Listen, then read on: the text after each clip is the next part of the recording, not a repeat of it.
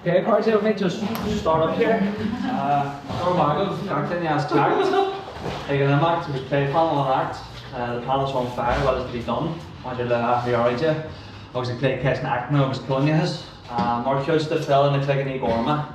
And well, Pobal Dlúthpháirtíocht agus Folláine, cheisteanna, Féile, Pobal seo. So thank you everyone for coming to the next panel discussion.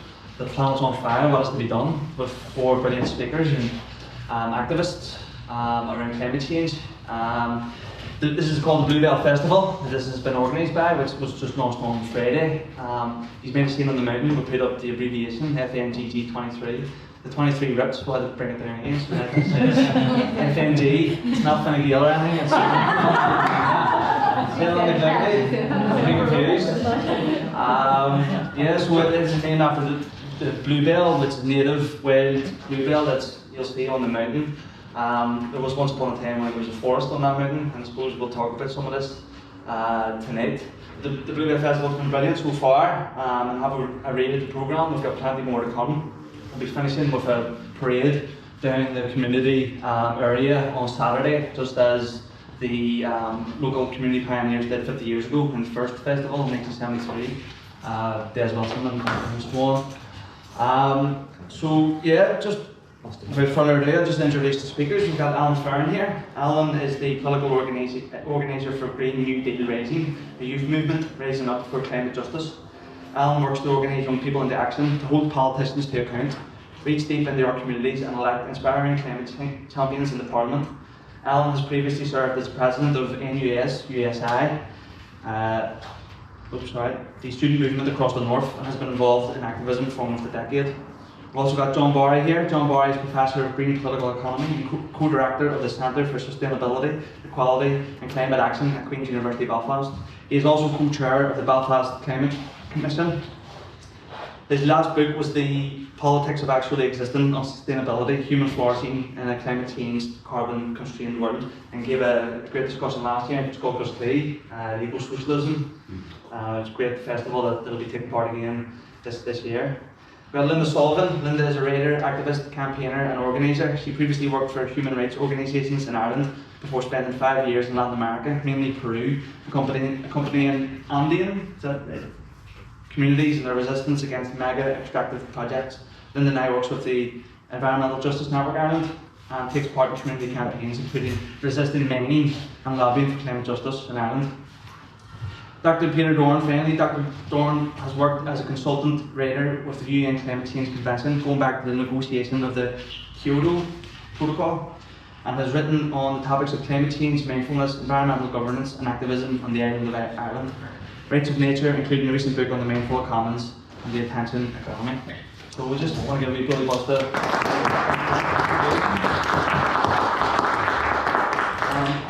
And Lynda, if you want to pick on yourself first.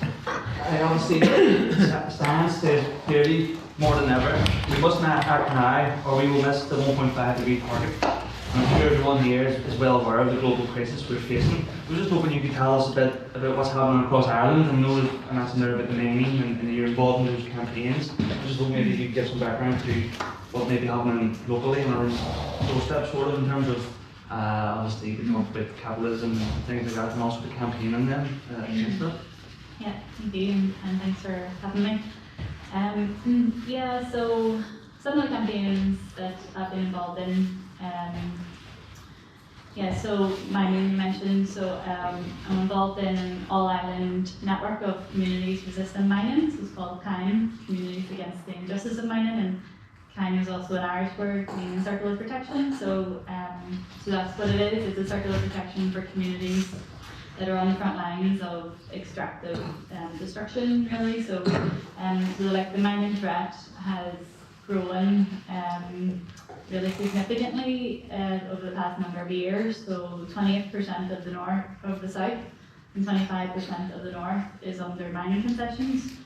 So they're mostly foreign mining companies, mostly from Canada, and then other countries around the world. So yeah, so basically mining, as destructive as it is, it destroys ecosystems, it destroys Water sources, it destroys communities, because the mining companies come in and try to divide the community before they start mining the land, so promising jobs that don't materialise, promising so-called development and promising all sorts, and meanwhile they sow division and then all they bring is destruction. But it's also very connected to climate justice. Resistant mining is connected to climate justice because the people want, or the system wants us to continue with business as usual and just switch the energy source to renewables. So for this to happen, for the amount of production and consumption to continue unabated, we need a huge, massive amount of minerals and metals, more than is in the ground. So and that means more mining, more destruction of communities, more destruction of nature. And it's not just the climate crisis we're in like a biodiversity crisis. We're in an inequality crisis, so all these interlinking crises can be solved by just continuing as usual, business as usual, and just changing the renewables, because that's the same extractive logic, and it's not gonna get us out of the mess we're in. So the CAIM is a really strong and growing network of communities based, obviously there's communities in the Fearon that are facing gold mining threat. There's Inishowen, Wicklow, Connemara, Cavan. So basically communities across the whole island are sharing tactics, sharing experiences, sharing support and solidarity. And that's hugely important, and I think that's where the change is going to come, by communities on the ground, and built in solidarity both within the community and between communities. So another all-island network I'm involved in, and Peter would be very involved in this as well, the Rights of Nature network. So it's built in the movement to recognise that nature has rights. Just as humans have rights, and also, corporations. Corporations are granted more rights than the environment that we rely on for our survival. So this is I suppose, leveling the playing field, or hopefully readdressing the huge wrong turn that we've made, and just funneling all our life support systems into this big mix of destruction that is called capitalism. So there are just two examples. There's so much more going on. And when I was with Friends of the Earth, we would be involved in or supporting communities that are resisting industrial agriculture. That's also a huge contributor to the climate breakdown. Third of our emissions comes from agriculture. It's not that it would be against agriculture, it's the form of agriculture that is, has taken over basically and distorted our food systems. Our food system is completely, it's on a knife edge, it's how many harvests we have left. Some people say 60, some people say 40, and it's all because of this extractive nature of producing food, which is just all for profit, really. So it's so there's people resisting that, but there's also people building the alternative. So there's growing other forms of growing food, there's community supported agriculture, there's community growing, and there's Bealtaine and Pobal just across the way. Real examples of communities coming together and growing food together, which is, resisting the system, but also building resilience and building community, which we'll really need going forward, as starting into a really uncertain future. Thank you.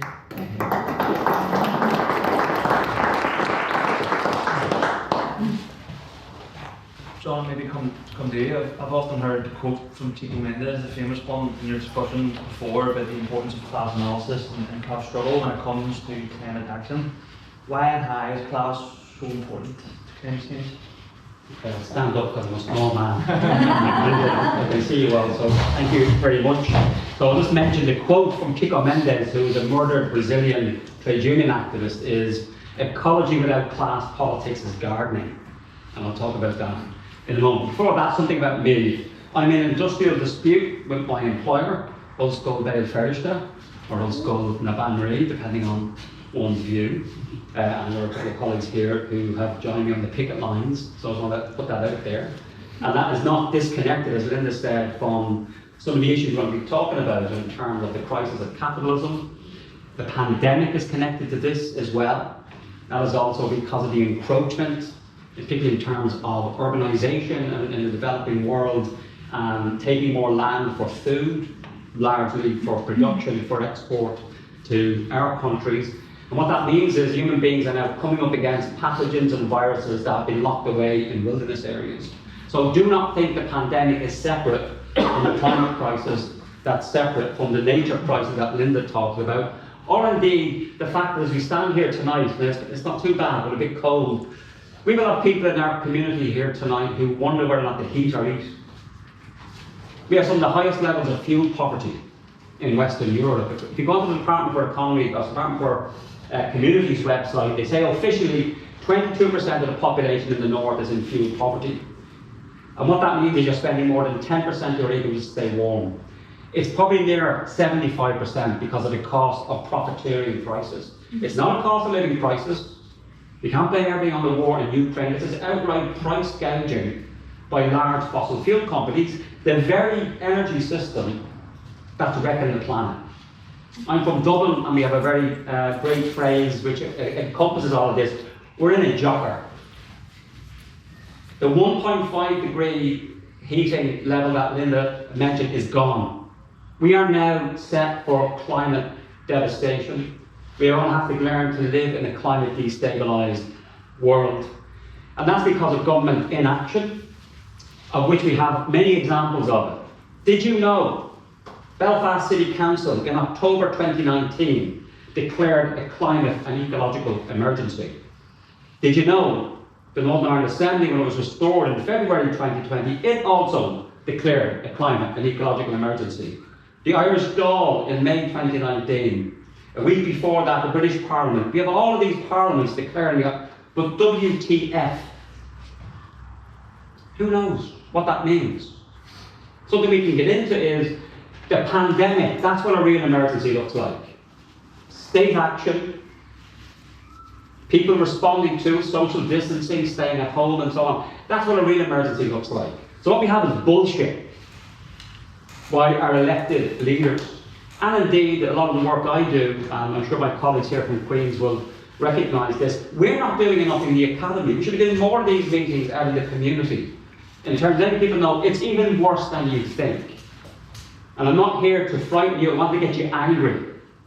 We should be angry that there are so many benefits of moving towards renewable energy, of moving towards cleaner air for our cities, decent food for our people, taking control of our own resources in the way that Lynda was pointing out, that it's a real shame that often for many working class people, the green issue, the climate issue is woke.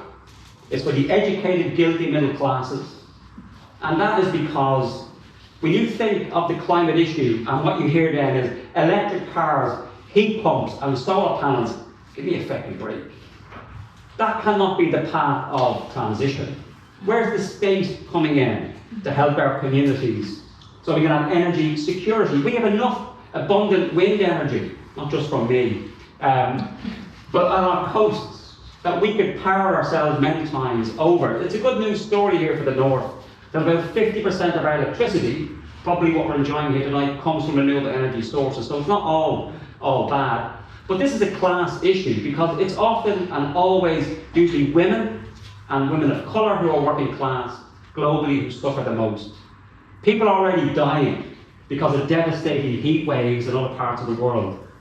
It drips off our media profile here because it's not white people dying. effectively.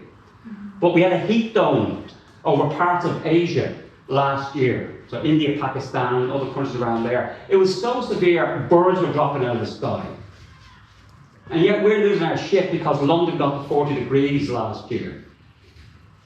And we have here, remember Ballywoodcock? When it reached the highest level, and I was so fucking angry with the BBC because they presented it as a lovely day out to go to the beach. And they had all these pictures of people at the beach with ice cream. And that is a sign of how the mismatch between what our media is telling us and what needs to be done. It's a sign of the life-supporting system of our planet beginning to break down. But it's okay. Elon Musk is going to feck us all off to Mars. And it is a real indictment of our political and media discussion. He is given more credibility than people like me who are eco-socialists, who are arguing for the radical transformation of capitalism. I'm crazy. Whereas Elon Musk can talk about going to Mars, and that's given serious consideration. And the class issue, I'll just finish on this, is that we need to radically change our ways of life, but particularly the rich. We cannot afford the rich. It's their lifestyles, private jets, multiple homes, excessive consumption. They're the ones that need to change their life, not the ordinary people. They're all living very sustainably. In fact, some people don't consume enough, while others are consuming and have lifestyles that are far in excess of what our planet can sustain. We should always remember, and text in or phone in to the BBC, the Stephen Nolan show, you can stick it. Whenever you hear this argument about poverty, we don't have a poverty problem, we have a wealth problem. Reverse that. We literally now cannot afford the rich. They are sending our planet, and with that, the lives of our kids and grandkids down the tube. So I'm going to have a carbon tax. I want to tax these people. Tax them, not ordinary people. Because it's working class people that we need to get behind this. And this is why I think, what Ellen's going to talk about in terms of Green New Deal, rising, and ways of seeing that in this transition from our current unsustainable ways of living, there are many jobs that can be created. We can even start beginning to imagine valuing the unpaid work of women. Do you ever wonder that? You hear all these on the media, BBC and the RTE, talking about the economy, GDP. Where is the unpaid work of women? Without which this society will collapse really, really quickly. So in this transition that we're going to have to do, because the science is telling us, it's now not even a matter of ideology. I've said I'm an eco-socialist. This is physics. The planet always bats last. We cannot continue. If you're a socialist, a capitalist, it doesn't matter your ideology. It's simply scientific, it's functional now in terms of the changes that we need to make. But I do think there are so many benefits of what I would call a working class environmentalism. And that would include speaking in a language working class people understand. Often the language of academics like us, tons of carbon, greenhouse gas emissions, the Kyoto Protocol. What does that mean? Some of the things Peter might touch upon are things like well-being, security, good public services for our community. And there's a lot of issues here that we need to tease out. What does that look like in Ireland? How does the debate about reunification feed into this? Because I do think there are significant advantages. That's a disruptive intervention in our politics. So can we not now use that to say we don't just want a 32-county, even socialist republic, but where's the green element in this? There's no united Ireland on a dead planet. Here ended the secular sermon.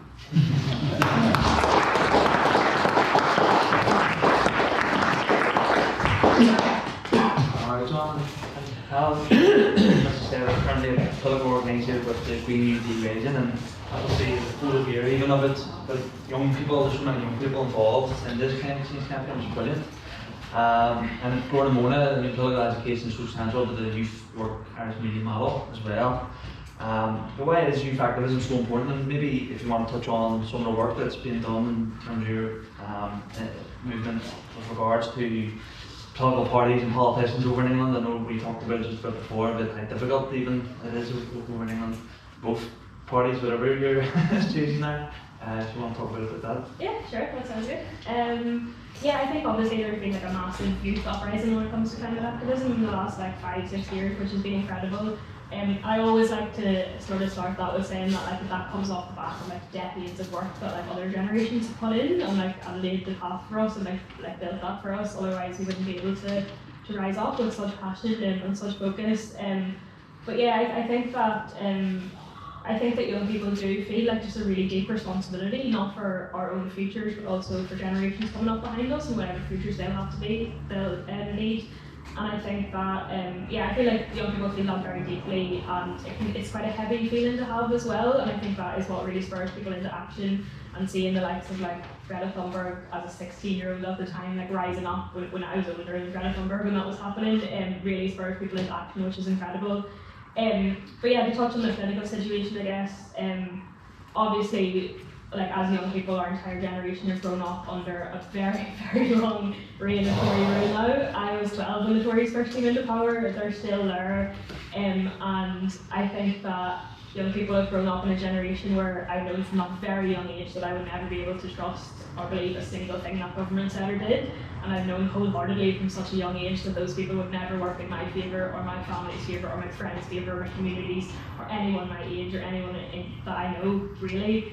And I think that is such a powerful feeling to have, and to know that those people are not only not working for you, but actively working against you and working in the interests of a very small elite, including oil and gas companies and their paid off lobbyists. And I think that has left our generation in particular with a very deep sense of anger and betrayal, knowing that governments across every section of these islands, it's not just Westminster, have left us in a position where they've wasted so much time now that we simply will never get back. Like that time is not coming back. They've been in power for 12 years. Parties in the north, parties in the south have been in power even longer than that and haven't done enough.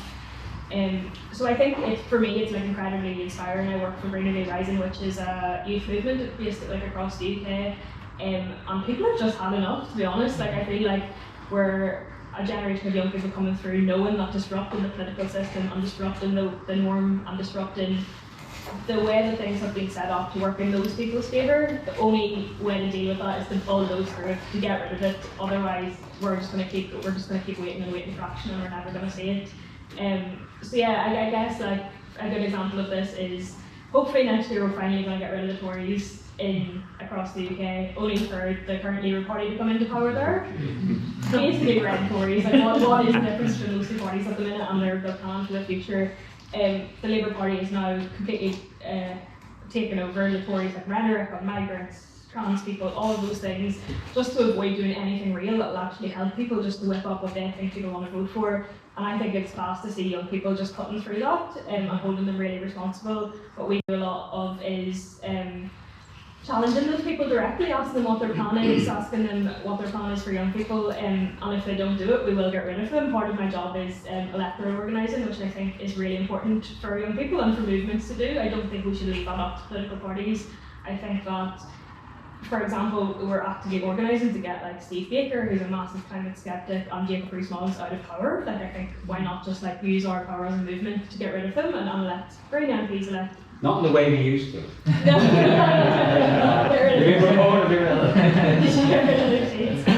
think we're at a stage now where electoral organising isn't everything, but to really achieve anything when it comes to climate action, we need to get rid of those people, and I think we're going to be the generation to do it. So yeah, I'm just like always inspired by how much young people are doing, and the radical routes we have to take, because I feel like, as I said, we're at a stage where we know that we're out of time and those people have wasted our time and we're not willing to put up with it anymore. And I think we're at a stage where we have very, very high levels of expectation for those people in power, and if they don't live up to it, I think that we're so used to being lied to, we're so used to seeing examples of greenwashing, we can see right through, we can see it a mile away, that we just won't put up with it. And yeah, for me, I think that's why we're at a stage where with our political parties, like no matter where you're from, you're either, it's 2023, we've known about this for decades, you're either with us or you're against us, and if you're not doing everything in your power to make change happen, then you're certainly not with us, you're against us, and we'll be the ones to make the change until that power is set. Here, right.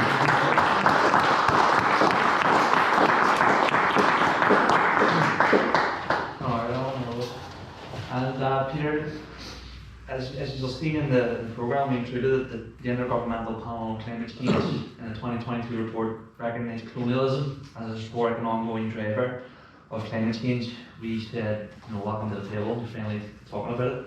We included Féile in the programme as well, who spoke about it 30 years ago, and there are people locally here talking about it even longer than that. And I know that you gave a great discussion on it recently at a decolonisation conference in St Congos, which I missed unfortunately. But I just thought maybe if you could speak to the link of colonialism and climate change, and even maybe the need and importance of decolonial practice then in terms of that. Well, thank you. I was very nervous about which question I was going to get.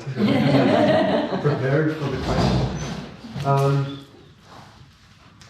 Actually, part of what I want to do is just suggest that one of the challenges around climate and the associated ecological crises, we call them crises now, is really making it real to ourselves. It can seem overwhelming. Some of the language, as John has said, is quite abstract. It's often fixed in the technocratic and scientific terms. So it can seem quite alien and insurmountable. And one of the ways in which we can make it much more real, even intimate, bring it home to our sense of what we value, where we live, where we dwell in our languages and our mythopoetic traditions. These are, in many ways, what we want, I think, when we hear the problems presented. We really want to reach out and touch and get a sense of where we can get some purchase on action. How can we translate these challenges into ways in which we can live differently? How can we be in the world differently? And where can we find sources and inspirations for being in the world in different ways? Can we imagine different worlds rather than a single narrative that capitalism, for example, offers us?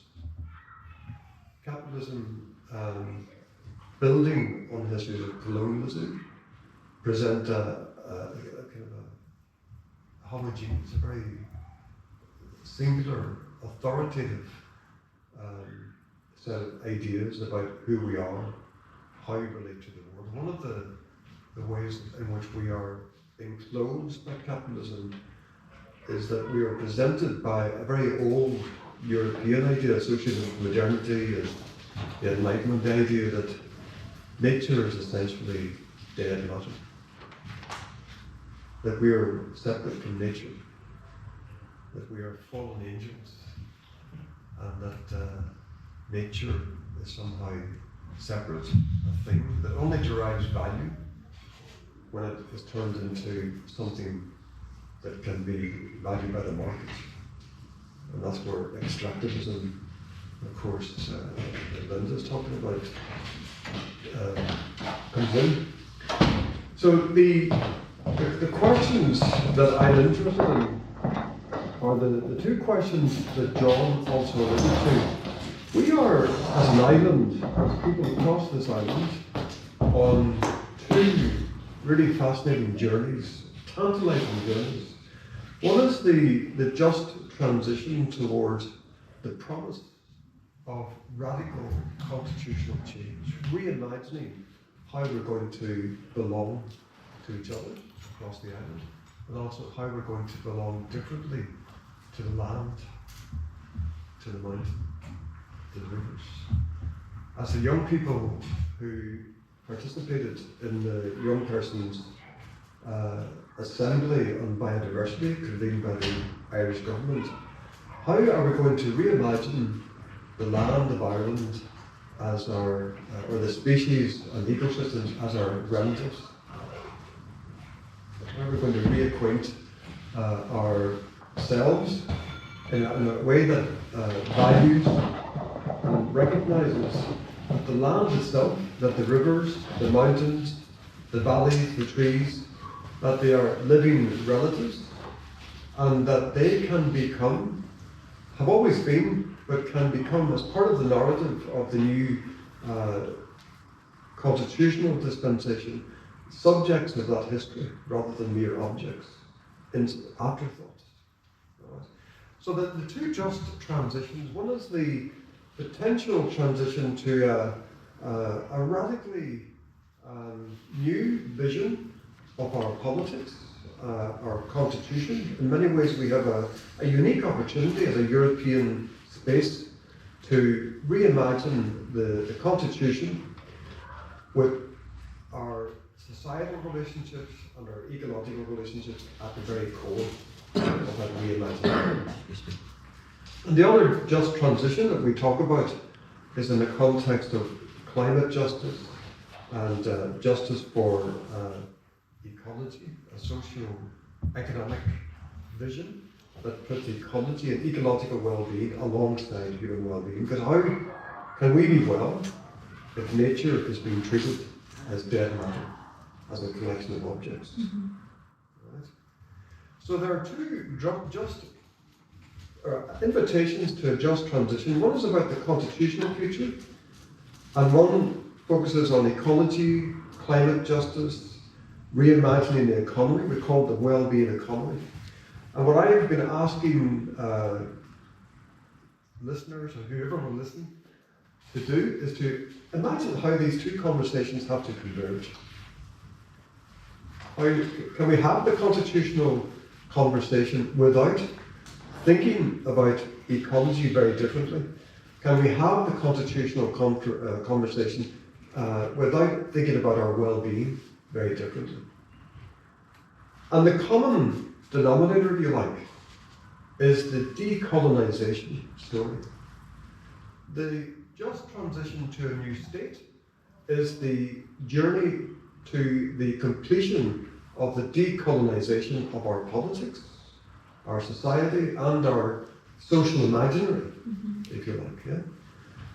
But what we're not so used to, and what is more and more captivating in the literature, is the connection between climate justice and ecological justice and the colonial story, the European story that has entrapped, enclosed, and reduced us to this delusion that we can live at the expense of nature, that we can live with the illusion that we are sovereign over and above, and treating the rest of nature, our larger self, as an object.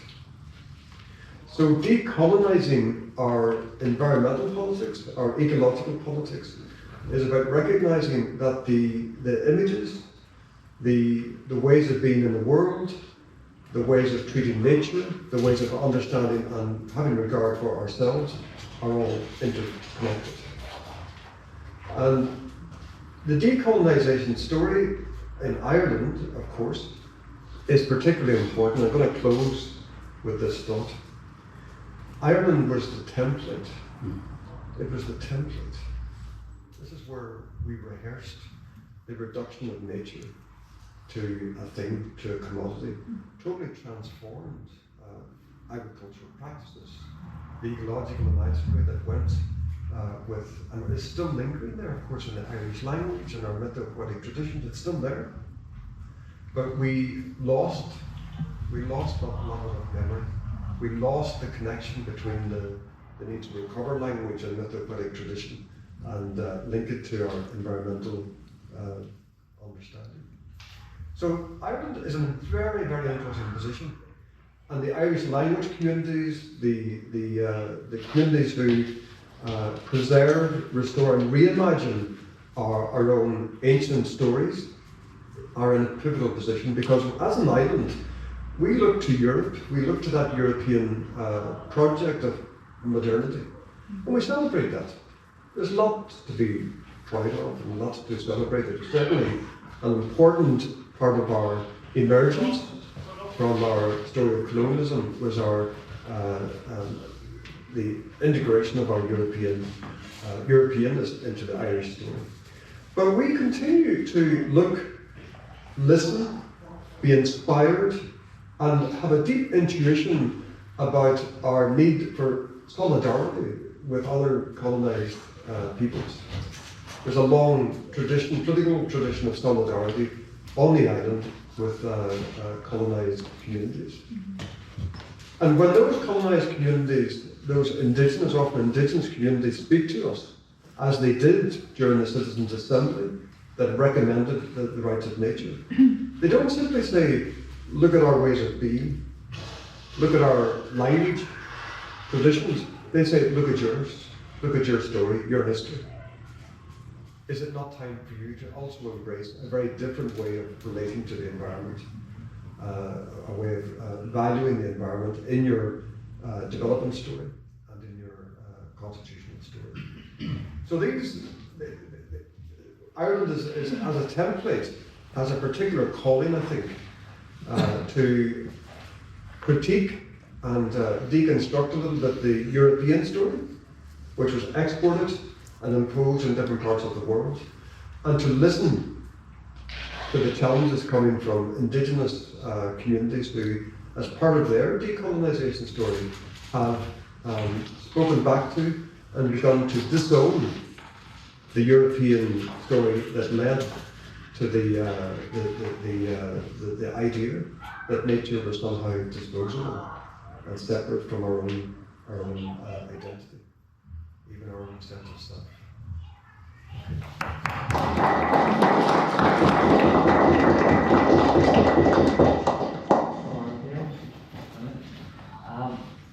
I want to open up to the floor at any time as well. If anyone has any questions, walk away.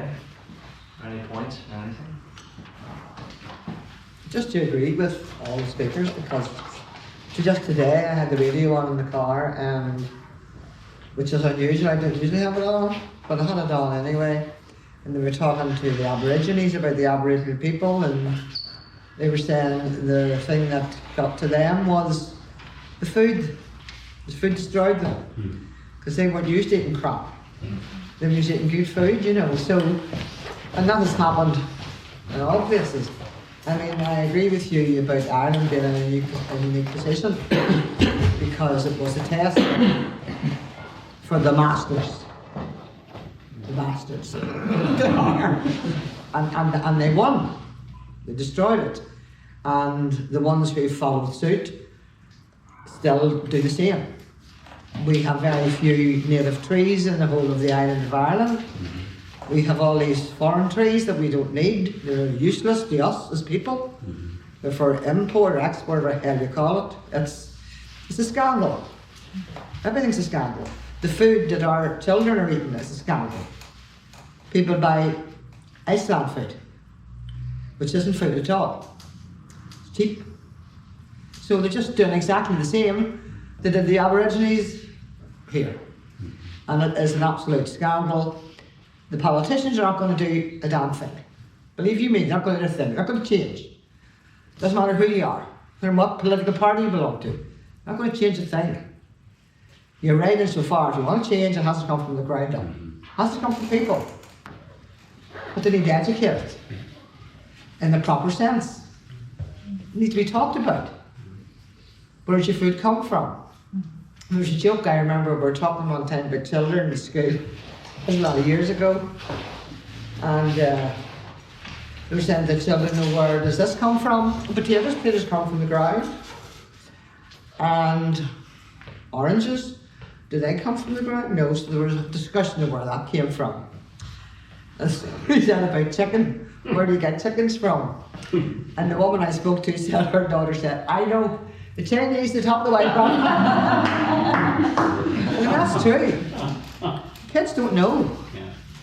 And it's only now that there is, I'd say this last 20 odd years maybe 30, where people were starting to take much more active interest in their lives. Because, I mean, I know in the estate that I live in, which is like most estates, people still use sprays to get rid of weeds, for their gardens, the bleach, everything that shouldn't be used is being used.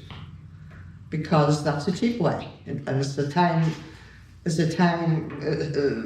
you know, what I would use would be more time consuming.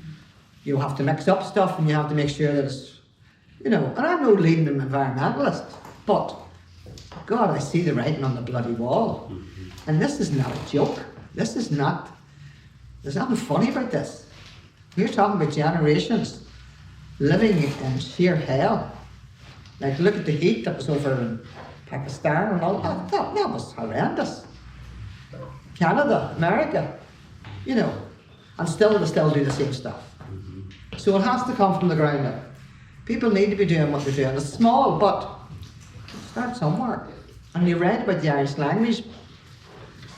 You know, people who are involved in it do have a sort of a natural interest in it and should be doing that all the time, you know? You're right. What if we are the people we've been waiting for? Yeah, of course. My dad is a wise peasant in County Wicklow. Always said, when you point the finger, son, there are 3 back at you. And there's an awful lot of that in terms of, oh, this should be done, or somebody else will do it. Yeah. The reality is the state system is fucked. It is. The existing political system that we have is liberal democracy. Is just insufficient to the task that is now. But they're bought and paid for. They're bought and paid for by Shell, BP, you name them. It's the best democracy money can buy, you know, in some respects. But the issues we need to take to heart are 3 words. You kind of touched upon it, but summarise what you said. Educate, agitate, and organise. They're the things, because a lot of people, they're only coming to a realisation of how bad things are, and then they move quickly from knowledge to despair. I mean, just talking with my colleague beforehand, I've been at this as an academic for 30 years and as an activist. I'm a recovering politician, by the way. Before I went into politics, I was 6'7", fine square man. What happened to me? But I'm now, in the courses I teach my students at the university, I put trigger warnings on them because my students are getting psychologically depressed. You know, kind of element touched upon in terms of, so we have to be careful of presenting people with, I think it's telling the truth, this is the science, but don't lose your shit or don't stay there all the time. There are solutions, but the solutions are not technology. Like the issue you raised, that you need more time to be eco-friendly. Well, that means then, why can't we have a 3-day working week? Why is it we've created a society where all our great technological inventions mean we have less people working more, rather than more people working less? And it's a really important issue. I'll finish on this because my research has been on this for 30 years. I was like a fart in a spacesuit for a long time. Nobody agreed with me, which is basically see that economic growth, this idea of GDP, is a form of cancer. That's what cancer is. It's when healthy growth goes past the threshold and it's now we are now in a stage of cancerous economic growth. And guess where the modern concept of economic growth comes from? Colonised Ireland in the Cromwellian period. A geezer called Sir William Petty. He invented these practices of enclosure, of dispossession. In other words, this concept that our politicians all look up to, and many of us in the room, we have this vague sense. Economic growth is good because it means jobs and so on. Nobody really understands it. But the reality is we need to move beyond growth, certainly beyond fossil fuels, and that means beyond capitalism. And it's amazing how, for many people, and I see this every year as an educator, I do a lot of public talks, when you talk about capitalism, oh, that utopian and crazy stuff. And we've got to ask ourselves, why is it easier to imagine an apocalyptic end of the world than the end of capitalism? For many people, I'm sure in the room here, we can almost imagine, look at our popular culture, they're all bloody horrible futures. If you want to watch one movie that's really brilliant on this, Don't Look Up. It is a great film on this issue. But it's that decolonising of our imaginary. And not just in terms of a reconstitution of the Irish language, but it's things like the 5th province, which many people are not aware of. So we have 4 provinces in Ireland, they're geographical. The 5th province, I think, is the most important of what we need now, is the realm of creativity and imagination. Too many people, they see themselves as pragmatic. That's code for reform. It's the reason, as Ellen said, that the current Keir Starmer and Labour is basically a continuation of Tony Blair, who was a continuation of Thatcher. Yeah. Did you know an anagram of Tony Blair MP is I am Tory Plan B. Go and look it out. That's true. It's all there. When you hear pragmatism being touted, that is basically trying to quash down on anything radical, imaginative, and creative. And You have to start of it with the young people. I mean, the young people are coming out the streets, and they've been, been very consistent. They really have, but they've largely been ignored. You get one photograph, and they talk to one person, and they're not going around asking because it doesn't suit. You talk to the Times, you talk to the Irish, whatever papers, they're all crap papers. You just poke to the party line, whatever party's in power. But the young people have it, and they just need more encouragement, and they need to be more creative. But they do need encouragement from everybody around them. One last thing before I hand over. The worst thing we can do now is be cynical. Cynicism is the death to anything creative, because it pretends that you're worldly wise, you know what's going on. We need radical thinking, some batshit crazy stuff. Who cares? Yeah. We are in such a crisis now. We've got to throw everything at it in terms of imaginative ideas, small-scale experiments. But I would say that part of our problem at the moment, but it is changing, and it's great to see groups like Ellen's involved in. We need a working-class, trade union-based environmentalism. The reason why the young people often don't feel they're getting as much in terms of media and politics, they need to connect this to fuel poverty. We need to connect this to food poverty that you spoke about. It's already there, but it's unfair because these young people often don't even have a vote. I think they've done a tremendous job in shaming our generation. Yeah. We should feel ashamed that it's taken children to be like, the Hans Christian Andersen story, the emperor has no clothes. That's what really I feel like Greta Thunberg. She just cannot stand the bullshit and ambiguity that most of us adults are quite comfortable with. She says, the science tells you to do that, why the feck aren't you doing it? It's as simple as that. And I think we have to have that courage of our convictions. That no longer, as I said, as I mentioned a moment ago, even though I'm fairly upfront about my own ideology, eco-socialist, we have the science to back us up now. The science is telling us this capitalist system will not work. It will not work. It is just incompatible with a living planet. And the science is there, and increasingly, even the Intergovernmental Plan on Climate Change that has been touched upon, they're now coming out about this. But I do, as I've mentioned once or twice already now, we in the Academy have a particular obligation. I am shit scared for my kids' futures. I have 2 kids, and I'm reading these reports, and I can see the faces of my kids in 2050, 2060. And we need to, in the Academy, we're privileged knowledge workers paid by you out of the tax. So this is our obligation to you in terms of more of these discussions. So well done for having this, and apologies for going on as usual too long. Can I just ask a question, please? You mentioned about obviously the constitutional future. How do we make this an issue front and centre? Is a citizens' assembly, is that something that might be the best way of doing that and making that, reimagining happen from the grassroots up as we are getting to the stage where we may have a new constitutional future on this island? Yeah, there's 2 things I'd say there. The Citizens' Assembly that has met the Citizens' Assembly on biodiversity loss has reported, and they have made recommendations for a constitutional referendum on incorporating the rights of nature. Now, that can sound like a legal fix, and I think it's very exciting, but it's very far-reaching actually. If you look beneath the language of rights, when you begin to think about nature as an agent of history, as a subject of history, as a living entity, which commands respect and space to flourish, you're beginning to subvert some of the core tenets of property, because the right that is first among equals is the right to property. Property, privatisation, commodification, enclosure, plantation. This is where the problems have come from. And unless we undo that, we don't stand a chance to really engage with a radical ecology.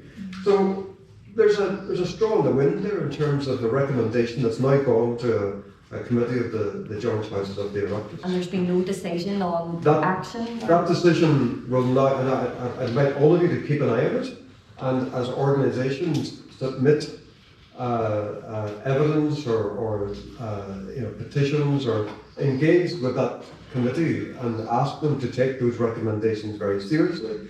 The first body to make that recommendation was from the Assembly, the Children and Young Persons Assembly. First among their 56 recommendations, we must treat nature as a relative, the rights of nature.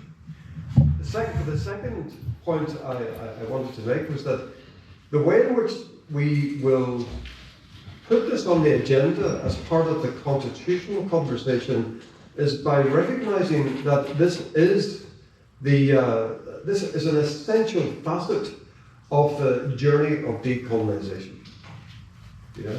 That the European story isn't all about celebration. The European modernity story that has been exported also limited our capacity to understand the closures that came down around the way we imagine ourselves, imagine the possibilities for organising and designing our economy, and above all, imagining our relationship to nature. This is part of the decolonising story, decolonising the imagination, and caring for our attention so that we understand that these different ways of being in the world can be recovered. Colonisation is about interrupting memory. So it's about recovering memory, recovering languages, recovering a celebration of what we call the pluriverse, the many ways of being in the world that have not been exhausted and delegitimised by the European colonial adventure. Apologies, I didn't realise, sorry, there was already a Citizens' Assembly. Was that an all-island thing, or No, was that just the 26? It was organised in the Republic, but I know, and I'll tell you a little aside, that when they were meeting, they were speaking very much in terms of the island. Yeah. Okay, and the second point is, the Children and Young People's Assembly had a team of young people, 14, younger, up to 16-year-olds, advising on the design of the deliberations for that Young People's Assembly, which reported before the Adult Assembly. And my son was one of the advisors. So that was an all-island deliberation by default. I'm giving this all the advice. Just as a rest of the panel answer maybe some questions. It'll not be easy destroying the state. You're on about the two. Now that it's got beyond 100 years, right? You think of Kosovo, they give it independence. That's an independence. They'll say this place here is fit to stand on its own. If it comes to it, it'll be far harder to knock it down now. And this state is just a rubbish state. It's held up for every conflict at the present time, saying, look at the 6 counties, look at Northern Ireland with its rubbish culture and all its rubbish traditional stuff that we have invented this last while, and we give people BAFTAs for our rubbish films and all, and there's no critics nor no nothing, and it's held up to the whole world, look, and you can't destroy it, you see. And the 2 states, the south and the north, one props the other up, a straight job to have you know what I mean? One propping the other up, and you can't get it destroyed. If you just bring in maybe points there about constitutional change and stuff like that, if you just want to make some points on that there, just let the rest of the panel. Yeah, to be fair, I don't know if I have much to say on constitutional change.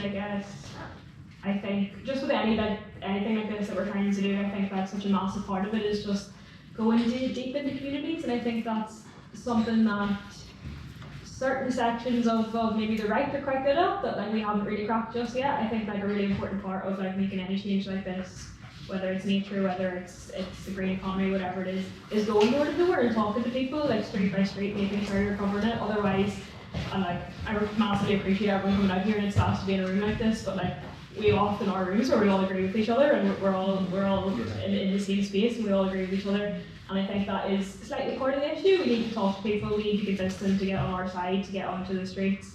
And I think, yeah, I think it goes both ways, hand in hand. The more people we can get on side, eventually we'll hit the power of balance, and that's what we need. It is people power. And I think the only way to do that is to go, yeah, door to door. And I'd say, for me, sorry, just like the topic change, I think for me, a really pressing issue that relates to that at the minute is the issue about migrants. Right now we're just seeing horrible stuff coming from the government, the media on migrant rights, and yeah, taking rights away from people who just need a bit of love, who need safety, who need to be taken care of, who need their state to care for them. Well, we don't need them all here, anyway. You know, that's the new plantation now. That's the new, like every conflict that starts, they're going to get up and leave that country.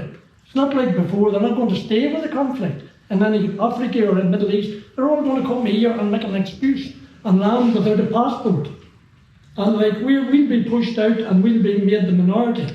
And we have to put up with that. Yeah. And nobody's going to say Mother of God, you don't really believe that, do you? Yeah, Ireland is not full up. We are one of the most lowly, densely populated areas. We're incredibly rich. The problem is, where I live in North Down. So I'm not going to buy into that argument somehow. Migrants coming here are going to threaten our ways of life.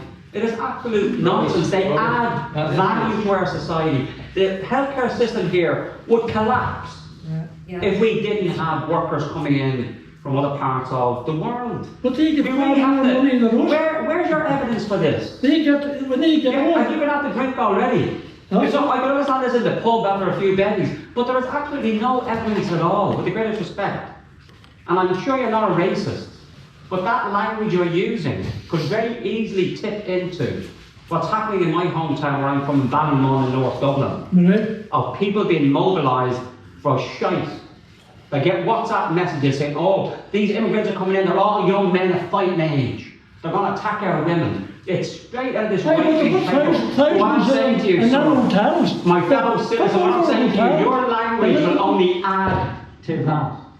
Can I just jump in? Sorry, that was my point. I would say that you have more in common with migrants than the people who are spreading that kind of language that's ended up in your mouth, basically. And I think it's fine to disagree, but I do think it is really harmful. And actually, it's a perfect example of my point. My point really was that by the time the climate crisis really hits its peak, there's 3.5 billion people on this planet that are highly susceptible to the direct impacts of climate change. And if we can't change our societal attitudes right now, those people are going to end up with very, very little support, and that's half of our human population. So I think the values that have come from capitalism, that individualism, and everyone out for themselves, take care of our own first, that is so dangerous, and that's something I think, for me, is a present priority that we need to get rid of now. And it's the first thing we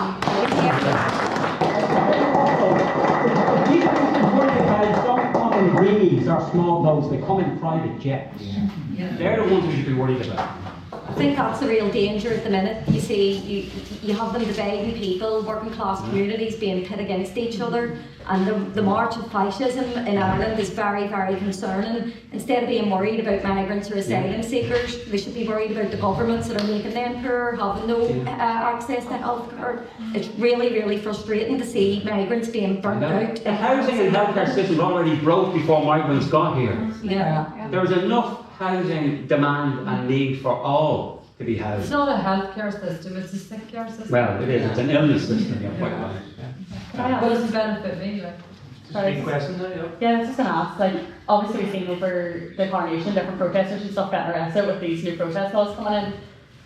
I suppose for Alan, like, how do you convince young people that it's worth getting arrested for? And like, obviously it's like, oh, well, you don't have a future, so what's the point in getting arrested? Like, you don't, there's no future without a planet, so you might as well get arrested to do something. Like, how you convince people? That's a really good question. I think to be honest, we really need to build up, and it already exists, a bit of like an ecosystem of activism where there's people willing to take different roads. There'll always be people willing to put themselves in the line and get arrested. Largely because honestly they feel like they have no other choice. They feel they have nothing to lose because of the destruction that we're in at the minute. And there'll be people that are behind the scenes helping set those protests off. There'll be people who physically can't get arrested because of jobs, because they have kids, because of loads of different reasons.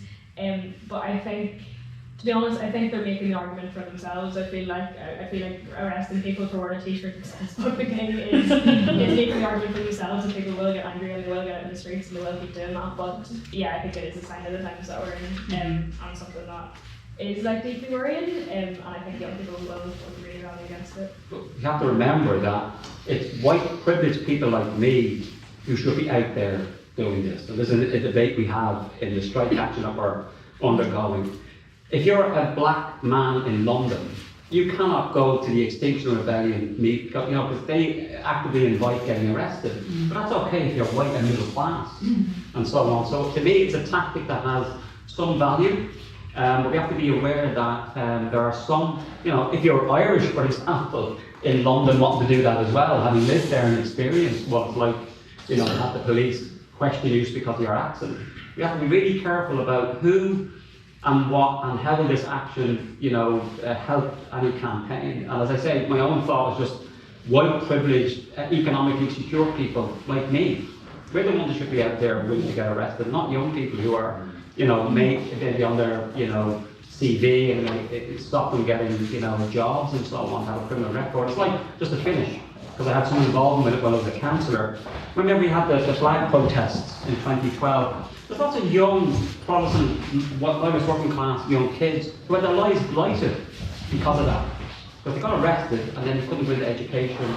And so you have to be really careful about it. It sounds easy and you're out there going to get arrested, but it has serious implications. And not everybody should be asked to do this. There are other forms of action, ranging from blowing up pipelines. I'm not for camera advocate, but it is a book and a film that you go and see. And whether or not we're at the stage now, can we start looking at who are the real villains of this piece? They are fossil fuel companies and the governments that prop them up. But here's the complication, folks. Colleagues in the room with me who've been on strike are striking about our pensions being stolen from us. Guess where our pension schemes are invested? Fossil fuels. So it's a complicated issue we need to begin to start teasing. And that's why, absolutely decolonise. But when we start looking at decarbonising and divesting from fossil fuels, we have to have something in place. And this is what Peter was getting at. A just transition means that those of pension age should not have their pensions decreased because we're no longer investing in fossil fuels. The working class, the most vulnerable, should always be benefiting from any transition about this. Just to raise the issue both with the complications with getting arrested, but even with, saying fossil fuel companies are the enemy. That, is quite right, but undoing that's going to take some complicated thinking, particularly because here in the north, in case you didn't know, the reason why our staggering levels of energy and fuel poverty is we have some of the worst insulated homes. I think that is a working class environmentalist policy. Insulate our homes so that we're not spending as much money trying to heat them. That create jobs, improve air quality, reduce the climate, and so on. But also the fact that we're dependent upon oil. And that's a very volatile commodity. That's literally money that's going out of this economy into, now we don't depend on Vlad the Lad for oil and gas, Vladimir Putin, but we get it from those lovely people in Saudi Arabia. In other words, our energy system means we are propping up human rights, homophobic, transphobic regimes. And what we've been there before, when you think of the Shell thing in Rossport down in Chelsea. I mean, that was, all they had to do was go into the water, apparently. Which it would have been, even here, they could, because we have so much water. Obviously we're on an island, but there's waves and all, you could do things like that instead of being outrun with the things going around the air and all, because they're everywhere on the way to Donegal. You see them, what do you think, whatever how they call them? Wind turbine. I just like one point would want to. And all those things she sent us, I don't know how to cope with them all. Must go here and there and go there everywhere. But I mean, you need to coordinate it. Yeah, so So what's happening in the Fearon, communities resisting mega mining, so they have got great inspiration from what happened in Rossford. Like the communities there, although Shell was able to push through the project in the end, but the communities resisted for 10 years. And they went through yeah, and experiencing like real harassment by the police and the media, and so the communities in Leitrim who were resisting fracking learned a lot from Rossport, as did the ones in the Fearons, and then now like communities across the island are learning from each other. So it's all building, standing on the shoulders of giants. And the giants are the communities who have been through these struggles before.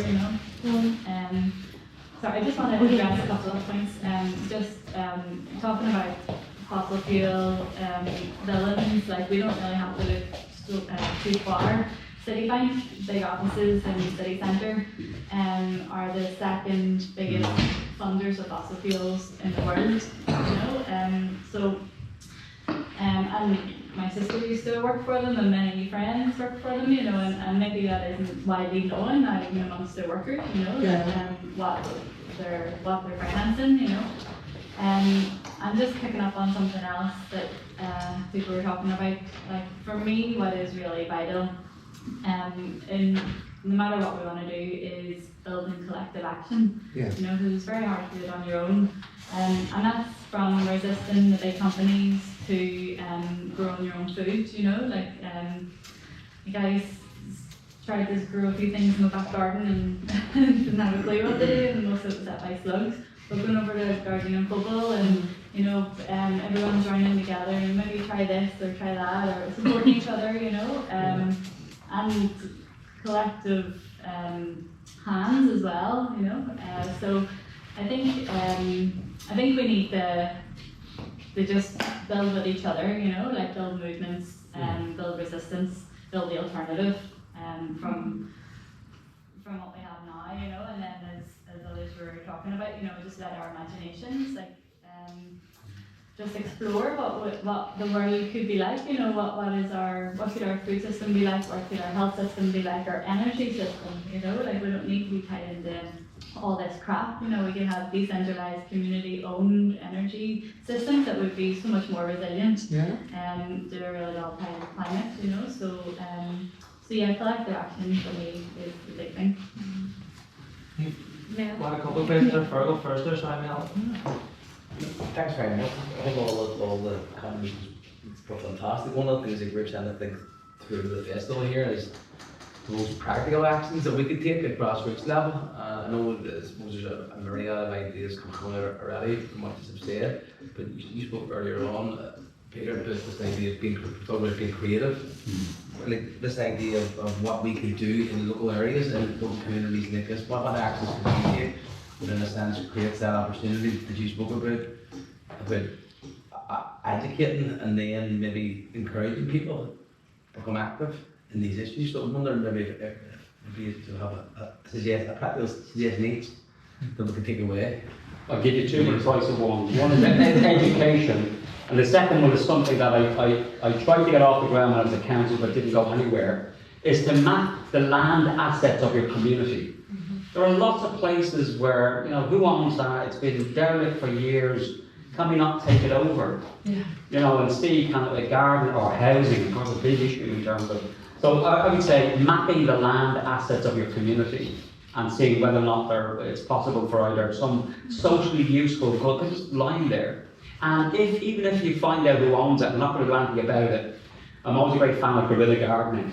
It's always easier to ask for forgiveness than for me. Guerrilla gardening.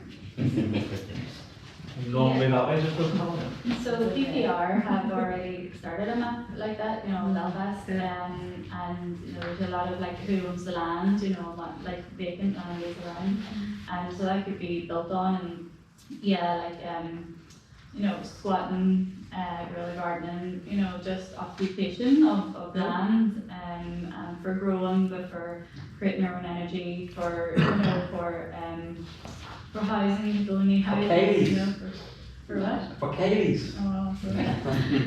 Oh, so yeah, I think for me, creating ways that we are up and out of the system that is destroying us. So how can we have food sovereignty? How can we have energy sovereignty?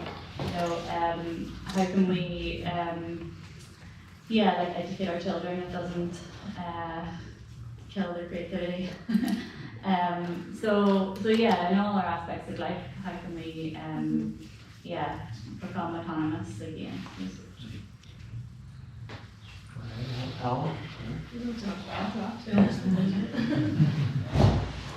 I'm just very taken with your, the project here,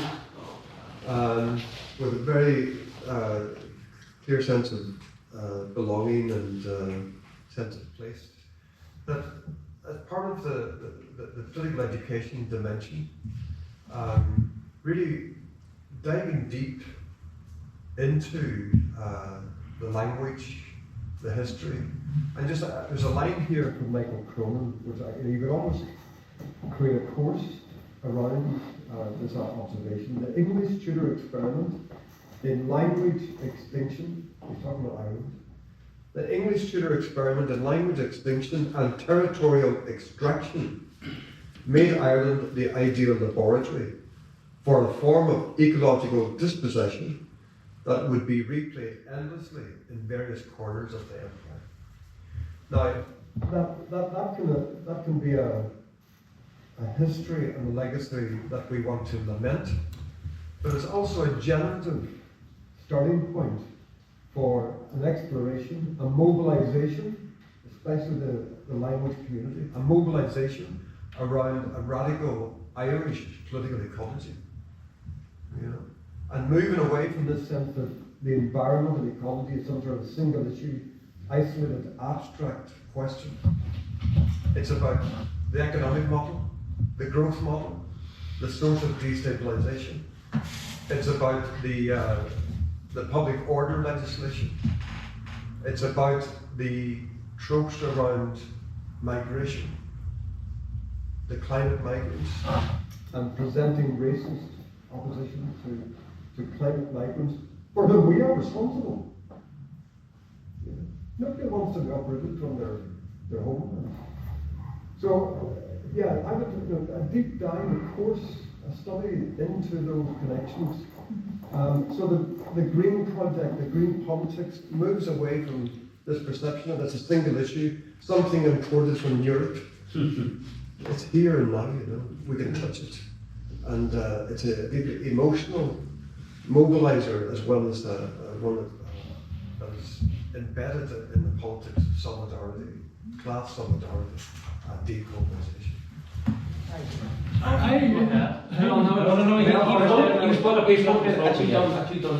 So this is a question for Ellen and Lynda. I was thinking about, so I work in education, and I was wondering if you could talk a bit, because we keep talking about education, if you could give some specific examples of how the community groups that you work with, how they educate themselves and each other, like what are their sources of information and inquiry, and how are they developing the knowledge that they're developing. I know some of it's probably just through experience, but can you talk a bit about the specific ways that people are educating themselves to take these actions? Yes. I'll just go with one example. So the network of communities with some mining, so I talked. I talked about the learning from communities across the island, on previous fights, but also we're involved and we're connected into a global network like Gael-Ionad Mhic Goill. And so the internet has been great. Like before, it was when corporations would come in and promise all that they promise, without mentioning all the devastation that comes with it.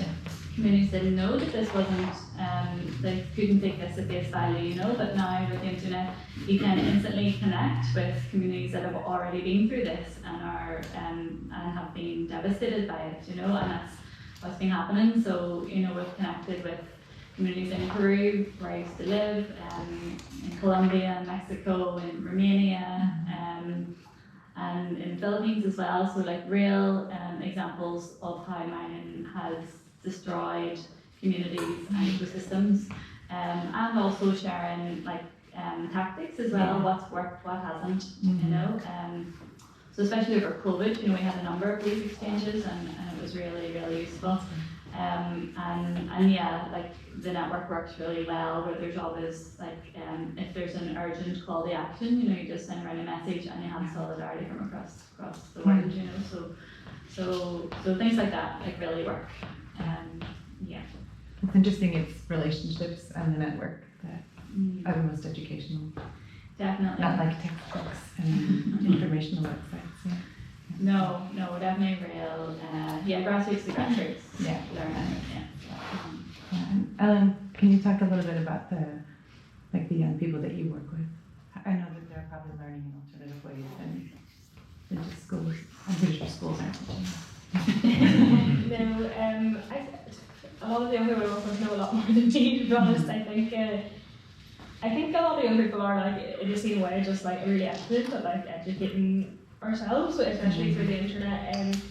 I also think there, as Lynda said as well, there's so many organisations and so many people who have already done so much of the work that there isn't much need to reinvent the wheel. Like, for example, some of the work I do in my job at the minute is building a vision of like climate reparations and on what the UK should really repay. And there's like organisations like Debt Justice already doing that work, who already have those numbers. So just learning from wherever you can, and people are always so happy to help. Also, like, I think internationally so much work has been done already that sometimes I feel we are a bit closed off, and we forget to look at what's happening elsewhere and how much we can learn, and how much we can learn from different cultures who have a whole new way of looking at things. Our project, Renewed Rising, is UK based, but it's based off the Sunrise Movement in America. And we've taken so many learnings from them and just adapted into our situation, and we're able to learn and adapt from like maybe like some failures or letdowns they had because they've already done the work. That's what I'd say, and that's where our young people get their information from. That's great. Can I just have one small thing? You've got to dig where you stand. Yeah, right. And act global and think global. It's simply impossible, practically speaking, for people to encompass a planetary crisis like this. Or capitalism is all very vague, but place-based, localised action, that indigenisation. So dig where you stand, and then find a language that is not patronising to people, because I think people often feel they're spoken down to on this issue. And listen. What are the concerns of the community, and what's the language that should be used, and so on. And I think that's going to be very different in Belfast and in Bangalore or Bangladesh or Boston, Berlin. I'm running out of bees. But place-based specificity. So dig where you stand. And it comes all the way down to the body.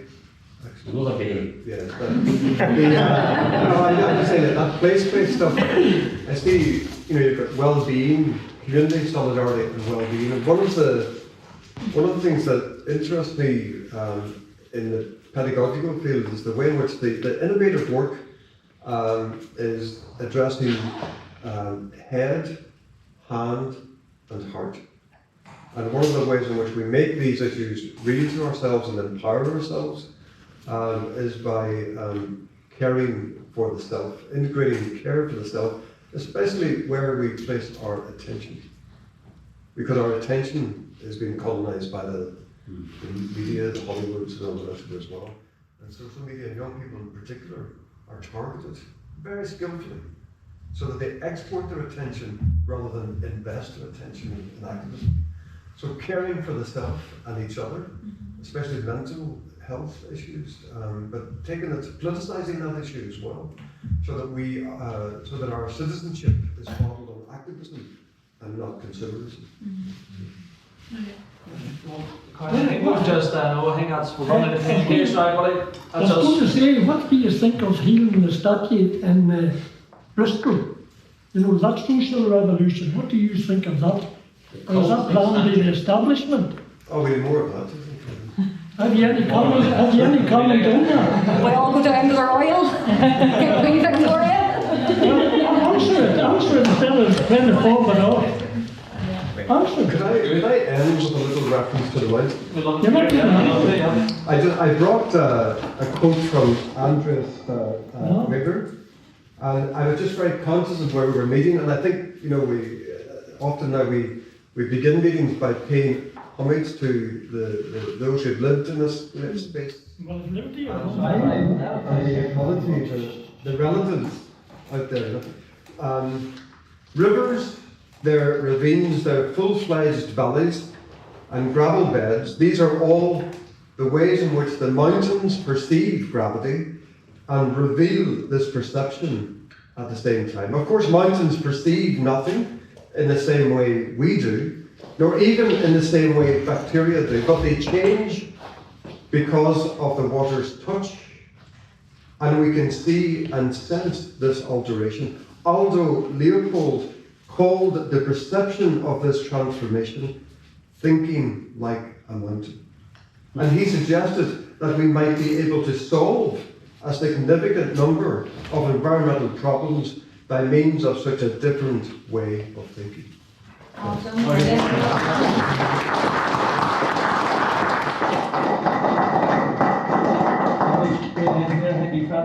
think it's worth another really prosper the whole speaker now.